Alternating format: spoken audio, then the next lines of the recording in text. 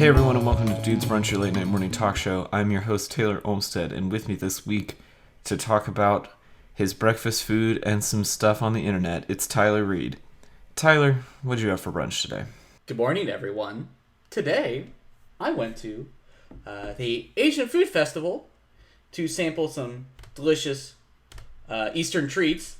What did I have? Well, I had I guess the thing that I want to comment most on is I had chicken and waffles.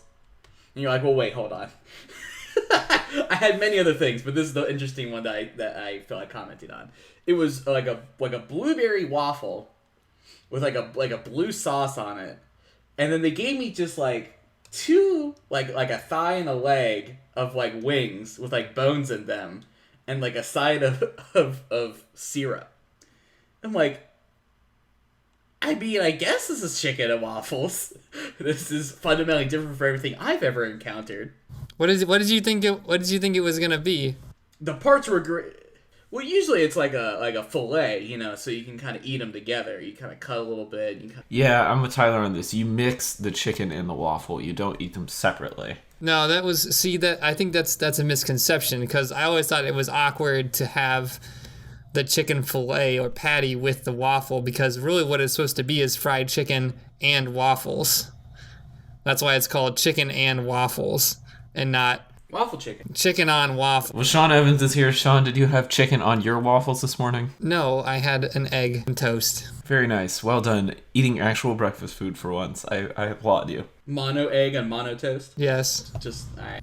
Whole wheat, like 10 grain from Trader Joe's, and an egg, and black coffee. You an egg?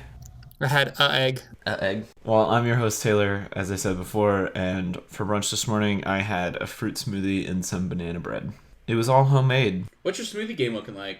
My smoothie game currently is oats, yogurt, milk, and then whatever fruit I have on hand. That's why you're sick. Quit hating on yogurt, Sean. It's fine.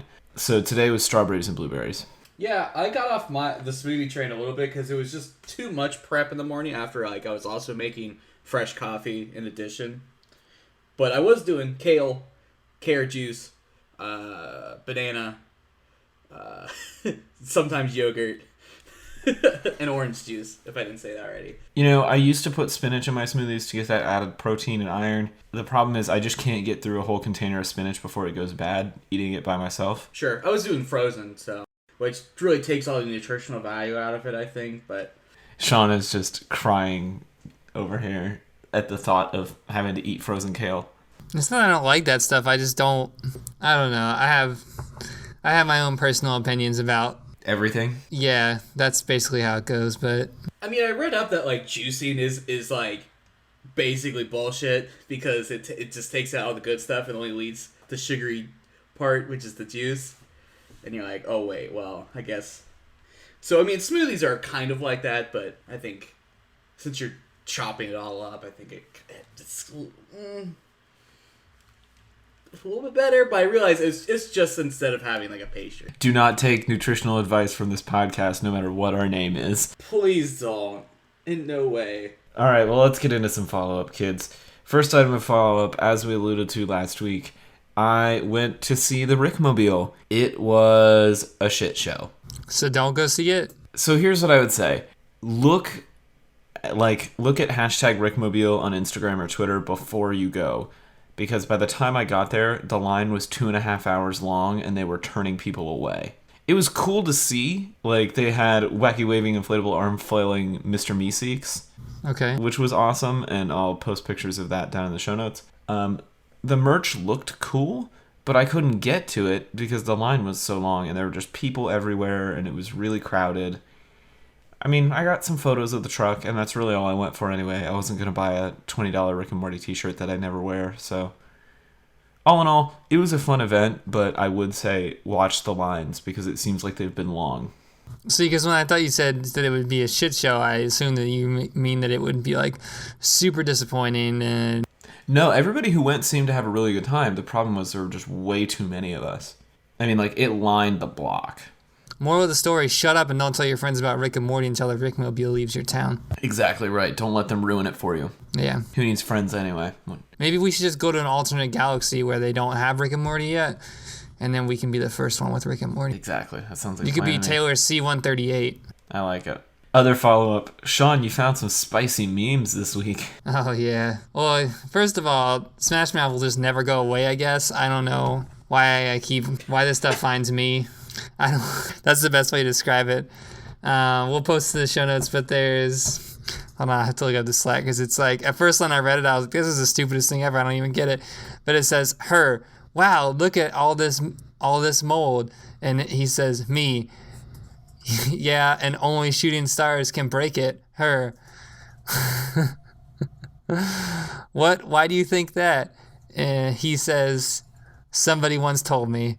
And I don't... The beauty is in the subtlety, Sean. Yeah, I guess. And then the other one was that you're wearing your headphones the wrong way. And it has it like not directly in the ear, but over the ear and in the ear. And then whoever this troll at Google Facts with a Z says, won't your music be upside down? Which is probably the truth. The problem with music is... When it gets turned upside down, you can't bring it back. You can't unright side that up. The more you know. The more you know, indeed. The more you know. In sad news this week, man, when Big died from Robin Big. Yeah, I'm sure everybody listening to this probably knows, but Christopher Big Black Boykin of Robin Big fame passed away this week. We've actually talked about Robin Big quite a bit on this show. Mm-hmm.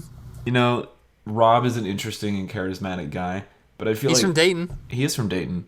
But I feel like Big really made that show and was really like just a fascinating dude with a lot of different talents. And so it's really sad to see him die so young. He was only 45. I kind of forgot all the hilarious scenes in that show because it's like not on Netflix or anything. And it was fun to like watch people post their like favorite clips from the show on Facebook this week and social media, and just kind of like watch the clips that everybody thought were really funny. So I rewatched the car wash scene like 5 times this week. Trying to think, Tyler, did you ever watch Robin Big?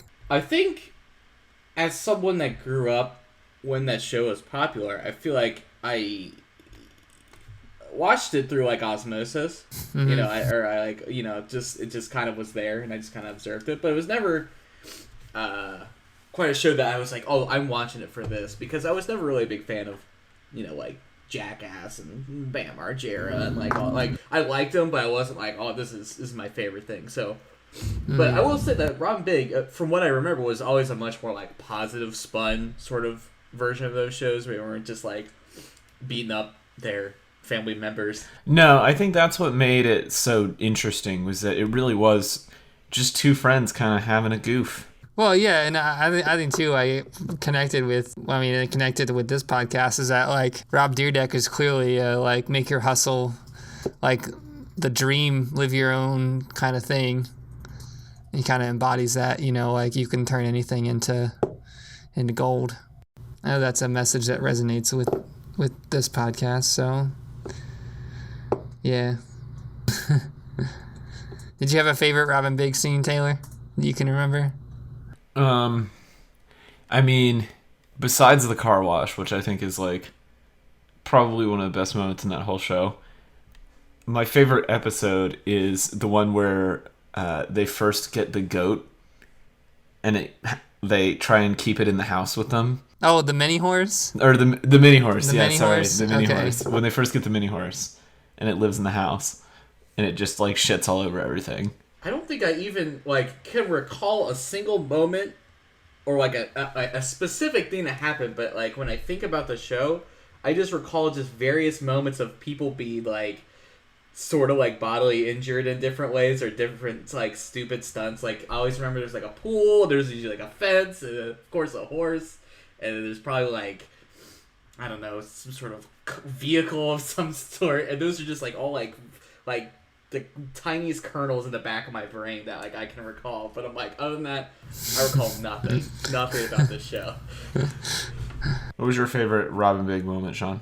My favorite episode was the World Records episode. That's a good one. Where they just like it just starts, and they just like go through and just do it all. Their goal is to try and get in the Guinness Book of World Records in any way possible, and so they just like go from record to record trying to do different things. And the first ones are like, well, they're not easy, but they're just going through the world record book, which I remember doing in like elementary school. Like you just look through it and they're like, how many powdered donuts can you eat in like a minute? And then it ends up being like the world's longest 50-50 skateboard grind.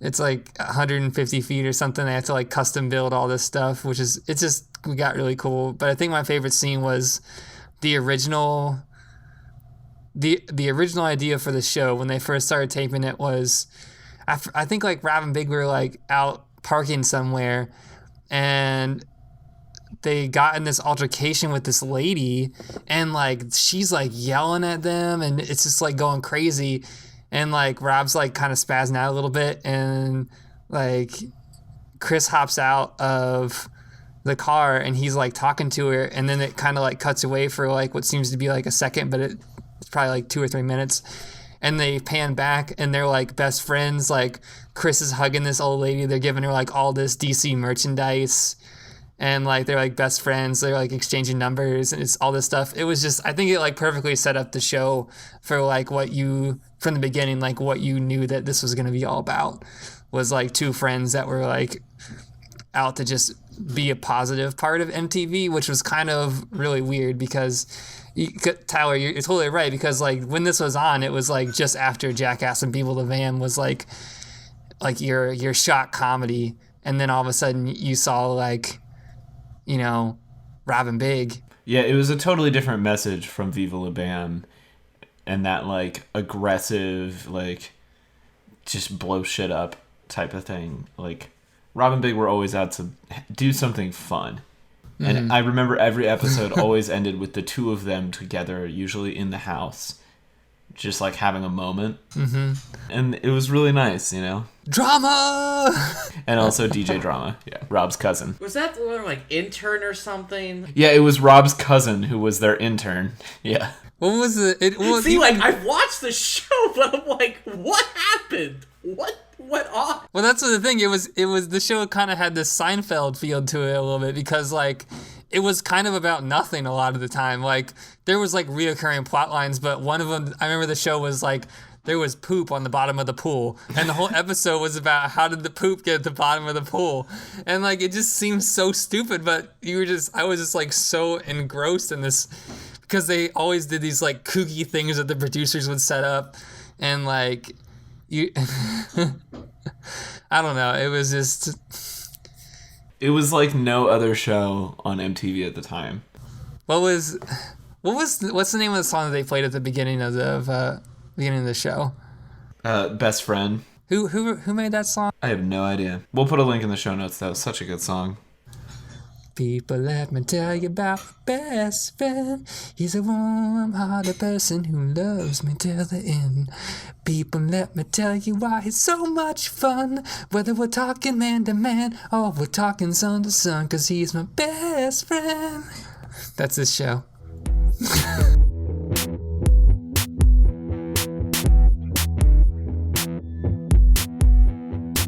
All right, well, as promised last week, this week we all went to see Guardians of the Galaxy Volume 2 at Tyler's request, and now we're going to talk about it, give some thoughts. Probably going to get a little bit spoilery up in here, so if you haven't seen the movie, maybe skip ahead to Internet Garbage. There will be time codes in the show notes. Or just listen to it, who cares? Or just listen to it, who cares? We gave you a week warning, so. And the movie's been in theaters for 3 weeks at this point, so you should have seen it. All right, so Tyler, this was your idea. You saw the movie first. Set this up for us. Cool. So, just for clarification, we've all seen the first movie, correct? Yeah.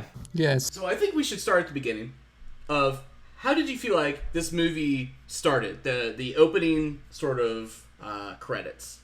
How did you feel about it? You could tell coming straight out the gate that the people who made this movie knew what made the first Guardians of the Galaxy popular, and just like went all in on it. Movie opens with our Guardians crew doing the job. They're protecting some batteries, and there's about to be a giant space monster battle. But then Groot turns on some 70s music, and the opening credits sequence is basically just Groot dancing for like 3.5 minutes while they fight this giant space monster. You know, when it first started, I was like, this is really cute and funny. And then right as I started to get tired of it, they changed it up and they had him like start fighting that little monster beast and riding on its back and stuff. And like, then that got kind of boring and they did something else. And I never really felt like this drug on.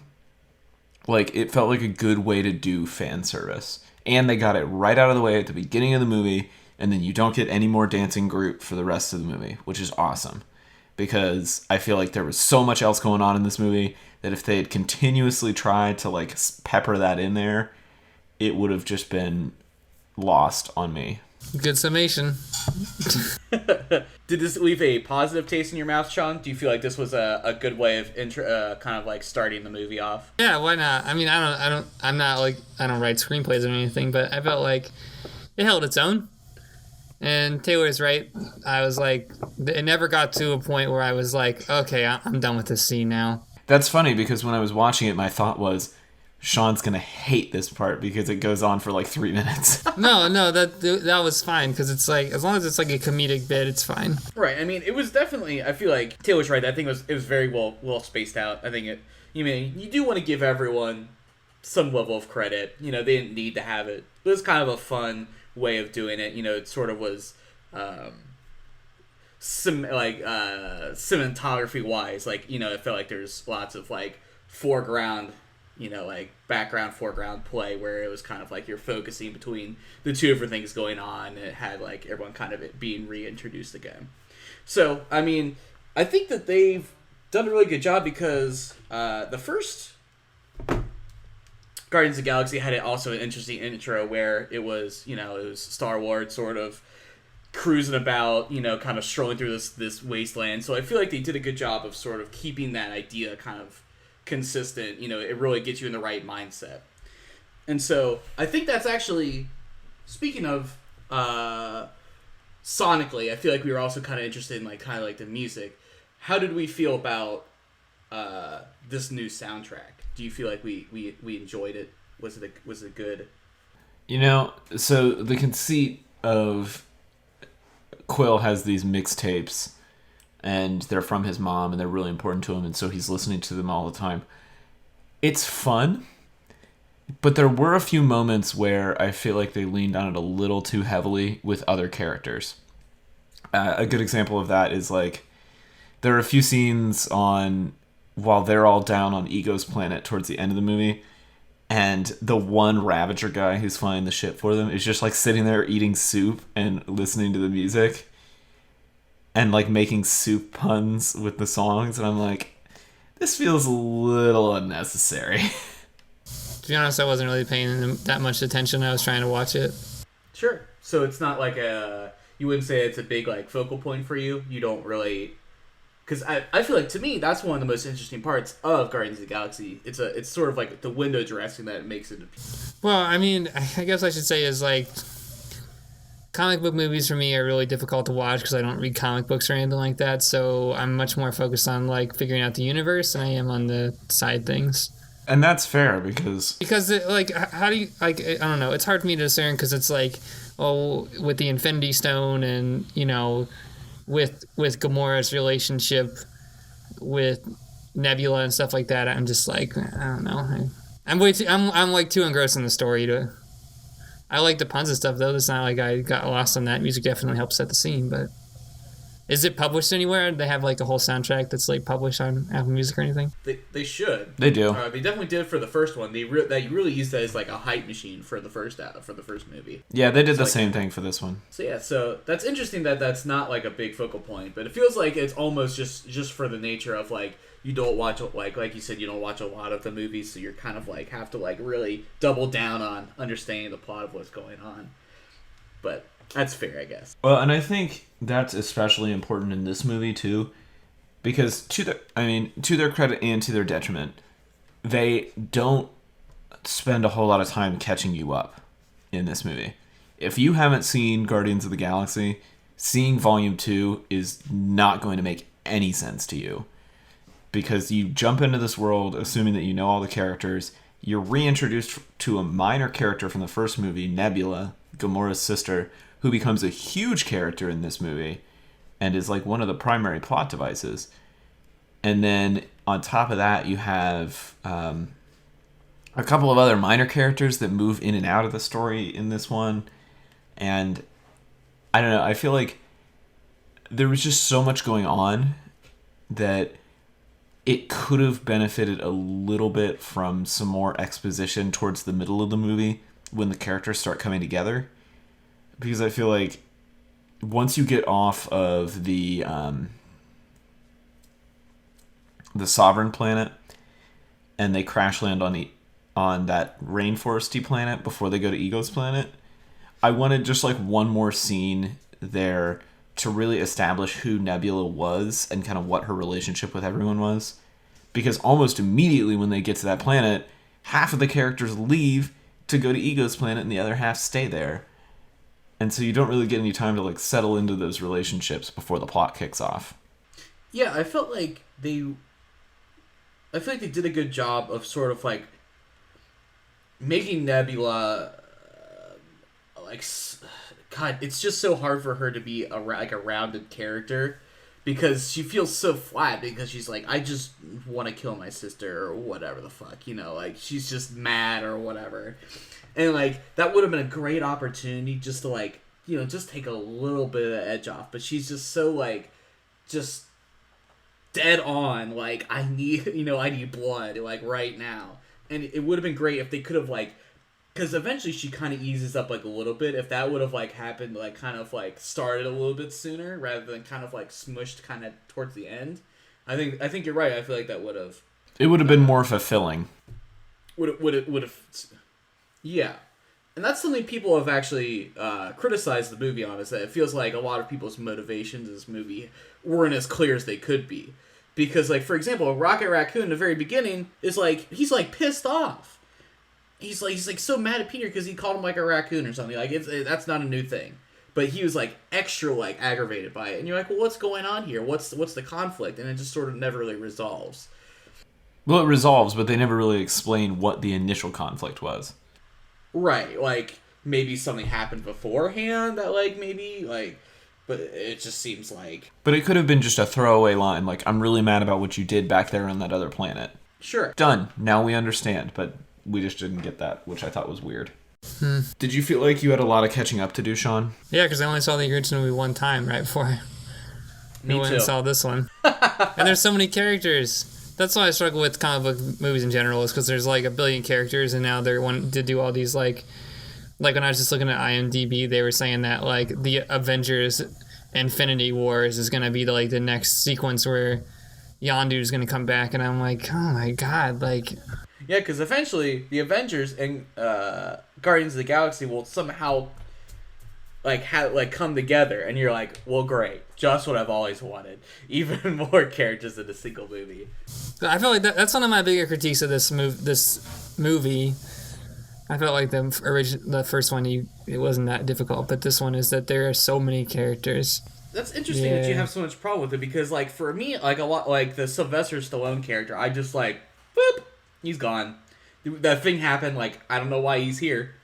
But they never really, truly explained that, but I was like, okay, that's fine. Yeah, I mean, but I guess how I feel about that, and this isn't going against you, like, what you said was wrong, but, like, if they, like, I mean, everybody knows, like, everybody's probably read a book and then seen the movie, and it's like, well, you know, you just don't get it. Like, you can't put everything in a screenplay that you have in a book, right?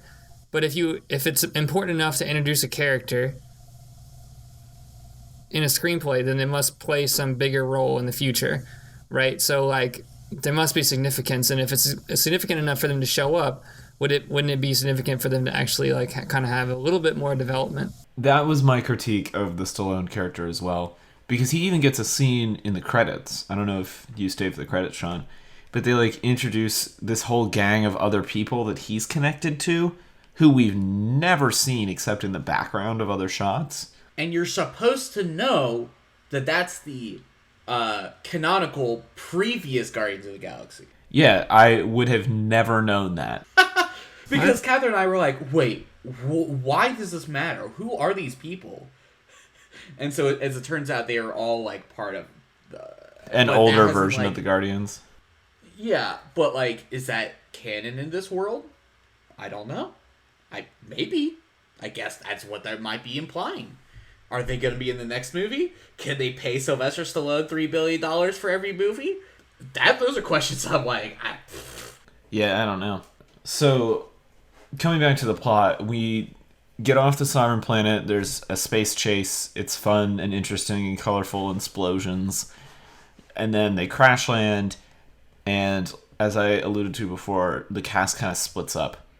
And this is, I feel, the weakest part of this movie, where you have Rocket and Nebula and Groot all on Rainforest Planet, and then Drax, Gamora, and Star-Lord with Ego and Mantis, two brand new characters that we don't know, on a completely different planet. And Star Trek Beyond did this as well last summer.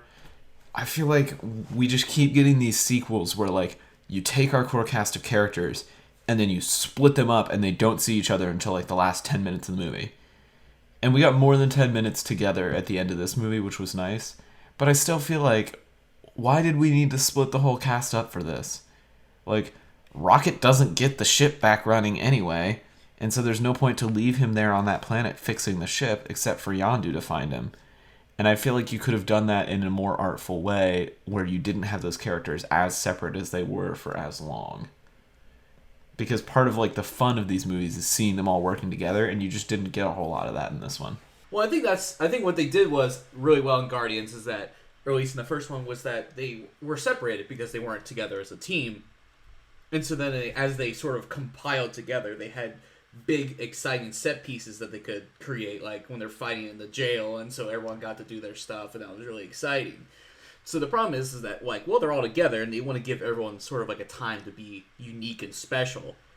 But, you know, we did get to see Rocket do something cool and special that he probably wouldn't have been able to do had everyone already been there. So I guess, you know, like, I understand, like, where you're coming from, and I would probably agree with it, but I do think that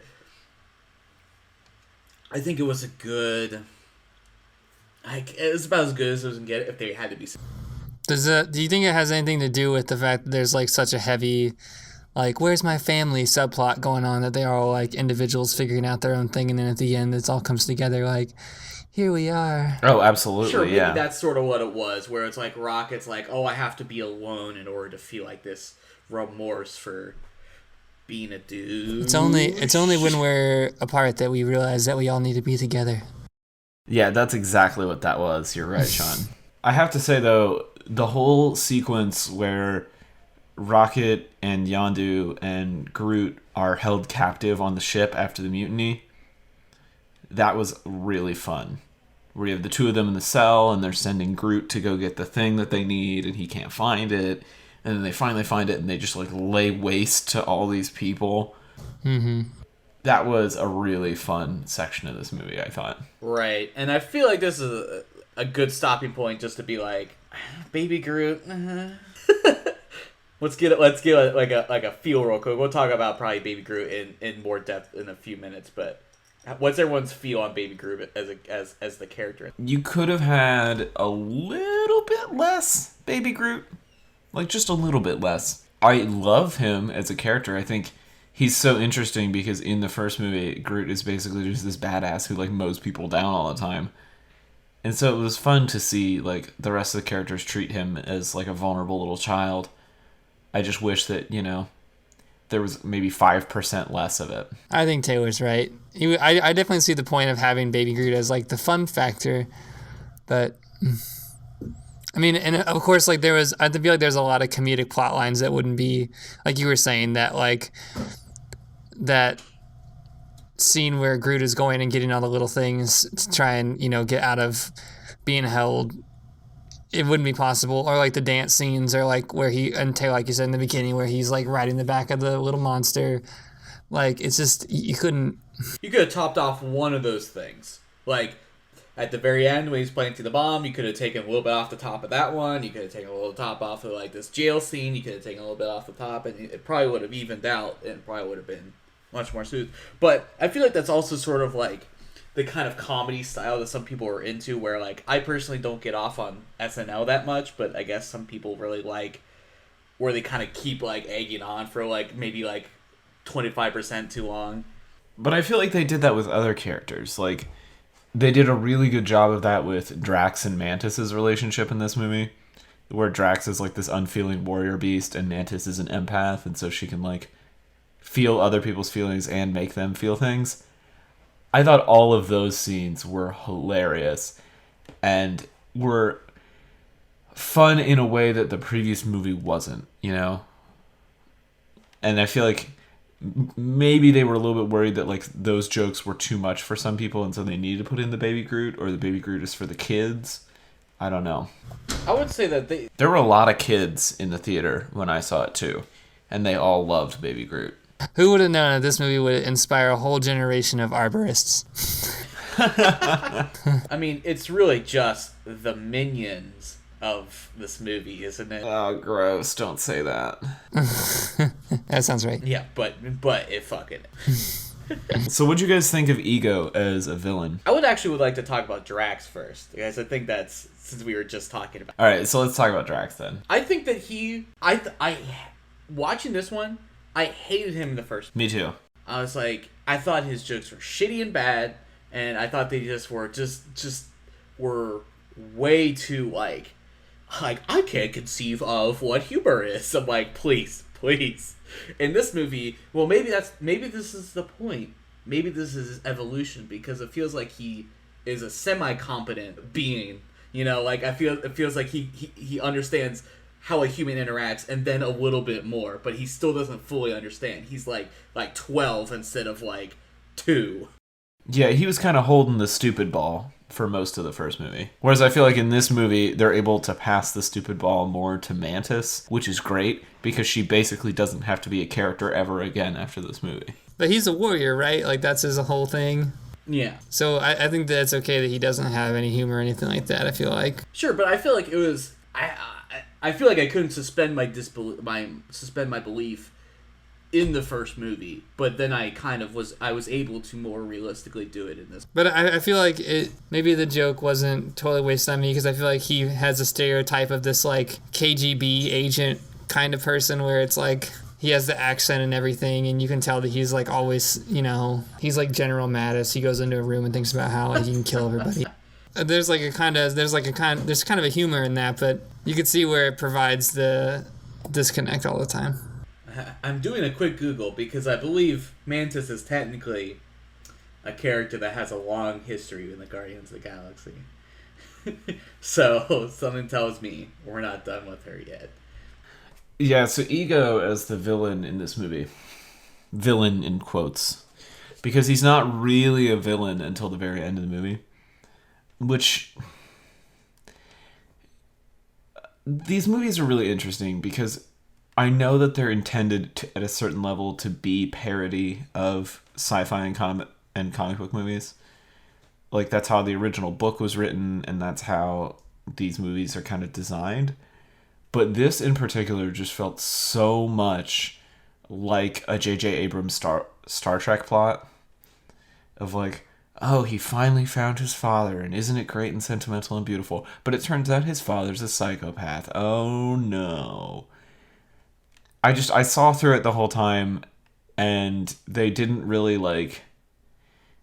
I feel like they could have made it funny, but instead they tried to make it like emotionally difficult, which I don't totally agree with, but it was fine.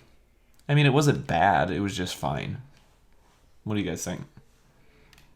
I definitely saw something was going to happen. I mean, of course.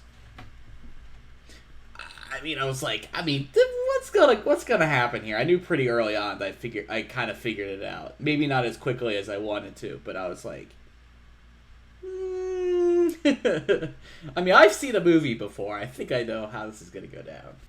That's a inaudible shrug from Sean. Did Did you see the inevitable betrayal of trust? It's kind of a hack plot line. Well, of course it is, Sean. We're asking you if you saw it coming or not. No, not really, I guess. Like I said, I don't have that much experience with this story, so But I feel like just from seeing... I wasn't yelling at the screen like, called it! I feel like just from seeing this kind of movie before, you would have been able to be like, oh yeah, there's something wrong with that dude.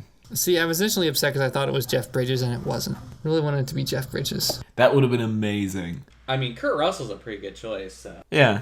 I'm personally very satisfied. Yeah, but he's a second-rate Jeff Bridges. Shut the fuck up. You take that back. Did you fucking ever say that in my presence ever again?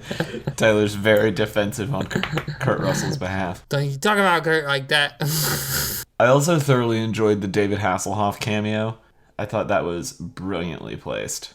As well as the line at the end of the movie during the funeral scene where he's like, where Star-Lord says, and I guess he was my Hasselhoff all along. I was like, well done. You set this joke up perfectly like an hour ago. I applaud you. I mean, Yondu is Mary fucking Poppins. I knew we were going to talk about that joke. That was a great moment. They do a lot of the like, Star-Lord makes an Earth reference that no one understands in this movie, and isn't that funny that Gamora doesn't know what Cheers is? But that particular reference where he calls Yondu Mary Poppins, and Yondu, not realizing it's a woman's name, says, like, is he a badass or something? And Star-Lord's like, yes. Like, well done. Well done, movie. You get a thumbs up from me for that. What like mythical Greek story is just like this? In what part? What part of... Well, what is it? The one that like is a Greek god that has... Mary Poppins is the Greek tale. Well, no, not Mary Poppins. The one about the sons. There's like some... I read something in Humanities when I was in college that was like had this kind of plot line where it was like the sons were trying to take over for the father, and he ended up killing them or something. Oedipus. And one got away. Is that what it is? Yeah, it's Oedipus. All right. Yeah, the idea of fulfilling a prophecy by killing his father and marrying his mother. Yeah. Is this also like the tragedy of Darth Plagueis the Wise? Yes, Tyler, it is also like the tragedy of Darth Plagueis the Wise. Who the hell's that? It's Star Wars, Sean. It's bad. All right. It's bad Star care. Wars, and you don't need to care. The visuals in this movie, I thought, were particularly interesting compared to some of the other sci-fi that we've been seeing recently.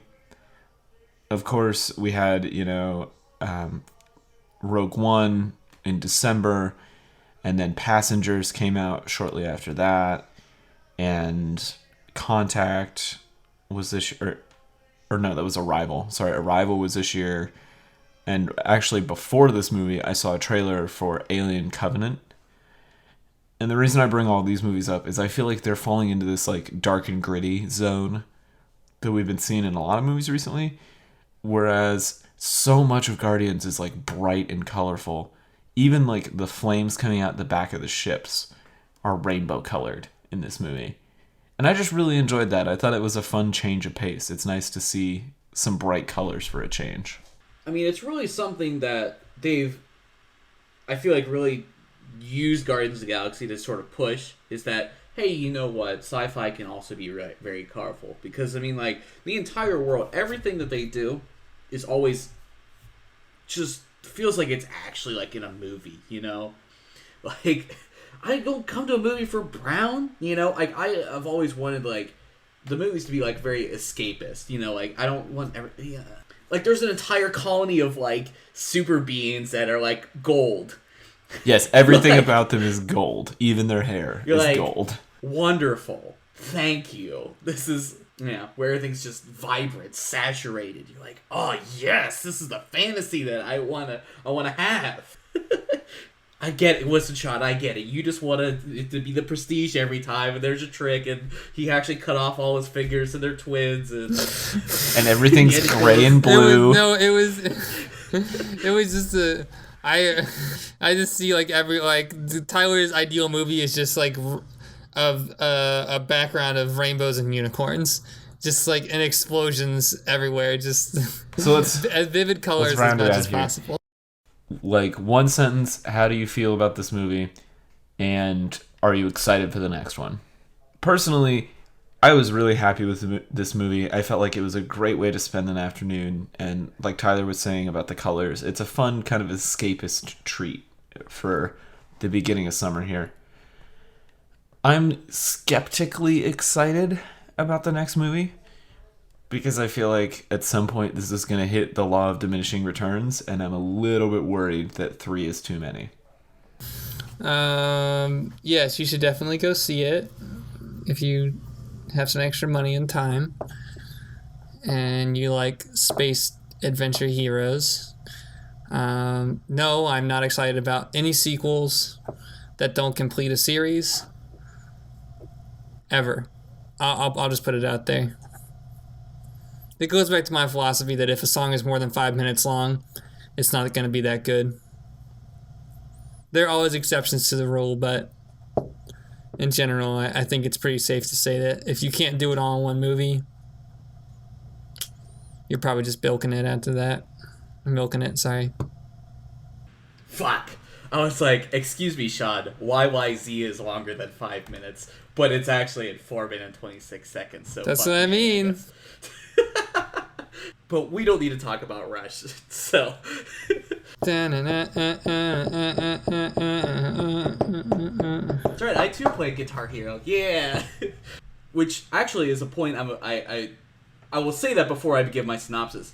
I think that about every maybe 10 or so years, give or take, I think there has to be some form of media that reminds people, or that can contextualize the music of like sort of like the 60s, 70s, and like some 80s of why it was significant, and like so that it puts people into a place and so they are able to appreciate it. Which I think Guitar Hero did a great job. I mean, listen, they ran that shit into the ground, but if they had stayed on their course and they had consistently done it throughout, I thought Guitar Hero would have been great, I think, for everyone's musical literacy.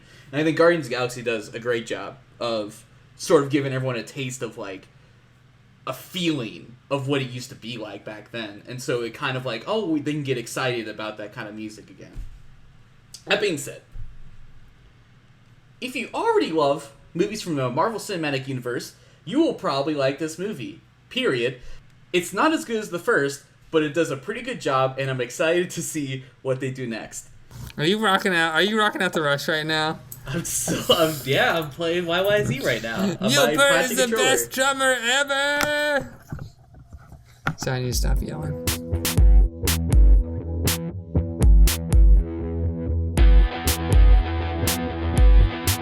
Okay, so this week on Internet Garbage, it's really, I wouldn't call this Internet Garbage, but I thought this video was really funny. I was on Apple Music this week just kind of stumbling around. Mastodon's, just so there's no confusion there, video Show Yourself came up. Not to mention that this album has got like really good reviews from metal reviewers and stuff. And basically the plot line of this video is I wouldn't say the Grim Reaper, but one of the Grim Reapers is really kind of failing at his job, and he's not meeting his kill quota. He can't even kill old people. They're giving him the finger as they escape death. So in order to not get fired from being a Reaper, he has to kill the band Mastodon because, as Billboard magazine says, rock is dead. Mastodon gets picked as the band to get killed. First prize is a new hearse, which the Reaper's wife really wants. Second prize is knives. And third prize is you're fired. Just in case you didn't get to read the board, which kind of set up the funny joke that was going on there. Not to mention that the lead singer was eating waffles in the bathtub, which is arguably probably one of the funnier deaths of the movie, or the video, where he pushes the toaster in the bathtub where he was eating Eggo waffles. So what do you guys think about the video? You know, I haven't listened to Mastodon in a long time, probably since high school. So musically, it was kind of fun to come back to. I think the song was really fun and catchy. But in terms of the video, I was really interested in how bright and colorful the color palette was. I know we just talked about that with Guardians, so maybe that's why I noticed it. But it's just kind of funny in and of itself to see like the Grim Reaper wandering around this super Technicolor LA where the video takes place.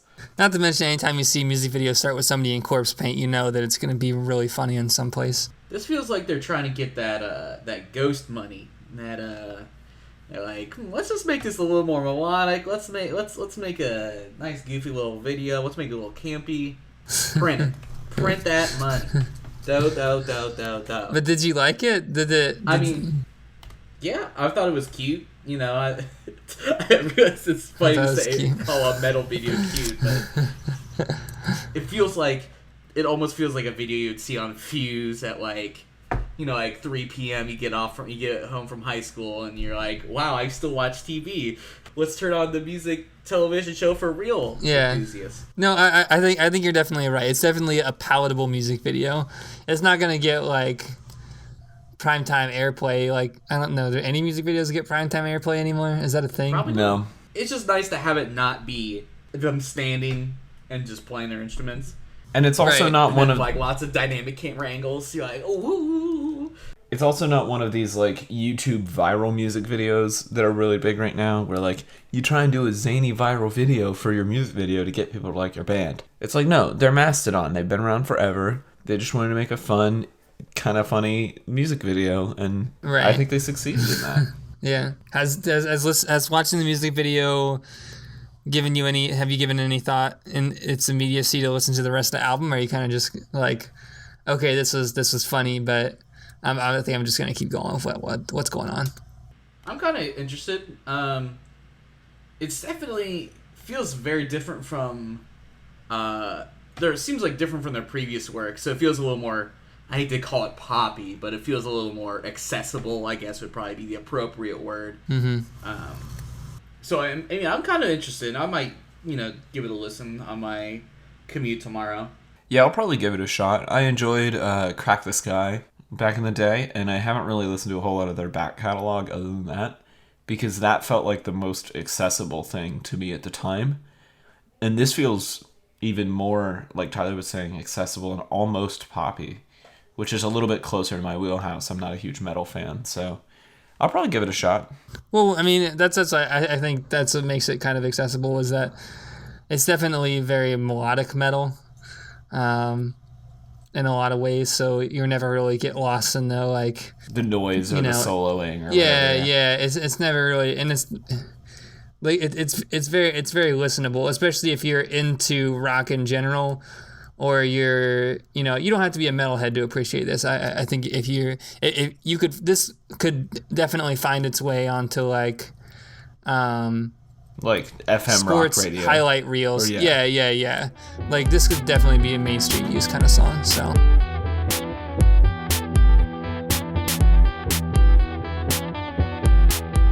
And now it's time to finish out the show like we always do with a round of shameless plugs. We will begin the plugging with Tyler Reed. Tyler, show me what you got. God, I love plugging. Hey, everybody. You can find my design work at tylerdreed.com, and you can find me on socials as TDR Design on Instagram and Twitter. Probably within, let's hope within the next few months, I'm probably going to do a rebrand. Going to have a new name. Going to have, kind of separate myself from my personal design work, so more corporate-y kind of stuff, and probably go come up with a new name for more merchy kind of stuff. So look out for that, and who knows when. Just want to announce it. Gotta hold yourself accountable. If people want to get swifty with you, where can they do that? You can check me out on Twitter or Snapchat at sevens8910. That's sevens8910. Man, we just dropping the Rick puns everywhere, but you kind of blew yourself at the beginning there with that whole plug thing, so. And shameless plugs from me. You can follow me on the socials as TC Olmstead, and you can also check out the show I do with Emily Bamforth, 10-Minute Tech Talk, 10-minute episodes every Tuesday telling you everything you need to know about technology. As always, you can follow the show and like the show on Facebook and Twitter. We are at Dudes Brunch, and if you really like us, you can leave a review on Apple Podcasts, and we will see you next week for more brunch.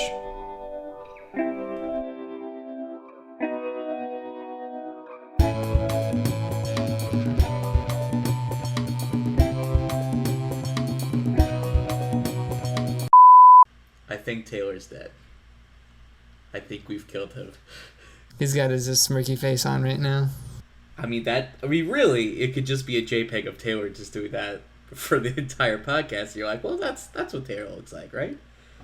My name's Taylor, and I have a big old smirky face.